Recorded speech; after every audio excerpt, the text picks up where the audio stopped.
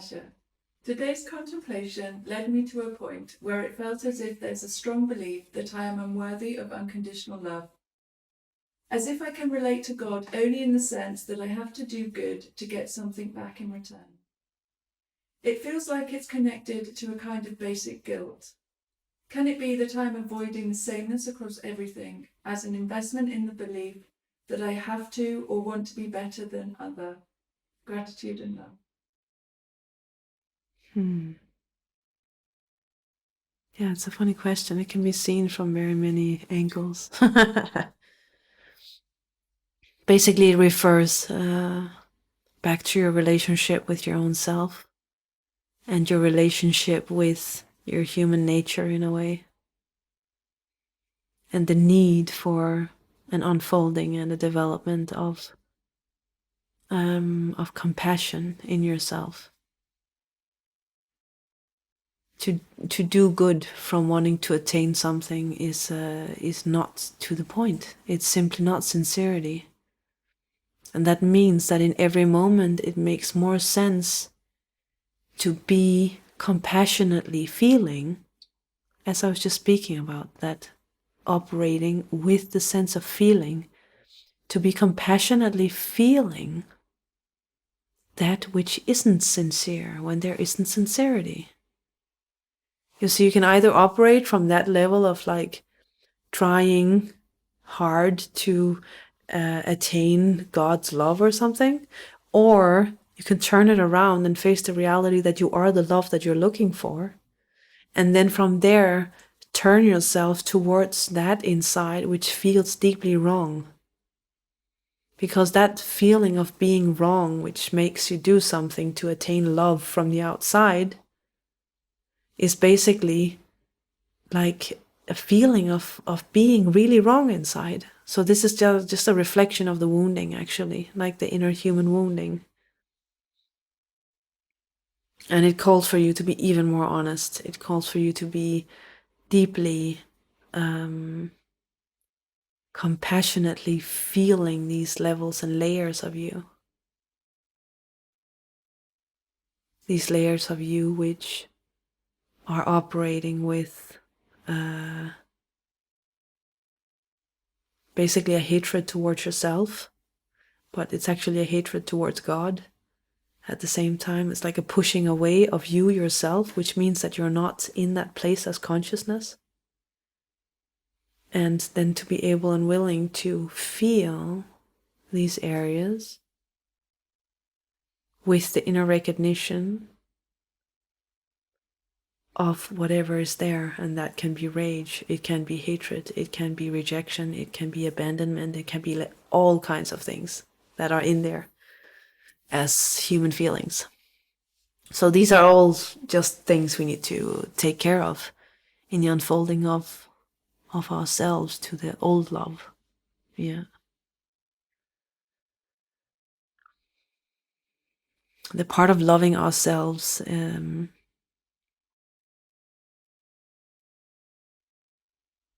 it has chapters, and one of these chapters is definitely to love ourselves as soul, and another is to love ourselves as human beings. A third is loving ourselves as nothing, obviously. So that the loving of ourselves as divinity, that's the loving of God that I've been speaking about for the last 2 days. And the loving ourselves as nothing has to do with that recognition and realization as pure awareness and of pure mind.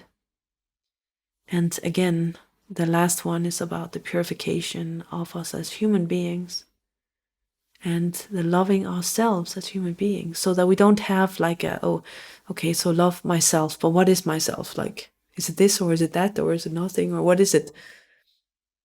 But actually just recognizing there are different aspects of how we're put together on like this entirely awesome, massive scope of reality as of us as this human reality of the universe, of like the primordial silence, like how it's all put together.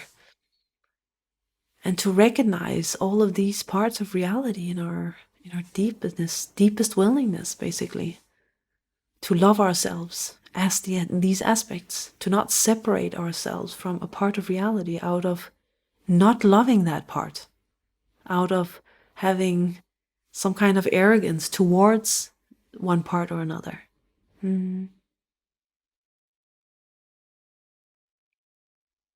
Our freedom in this life it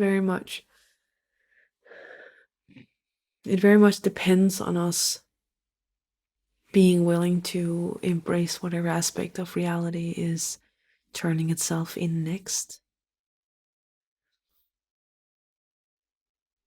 And in terms of dealing with guilt and all of these other aspects which makes action happen from a place of less than overflowing, right there, obviously, it's a reflection of the wounding. And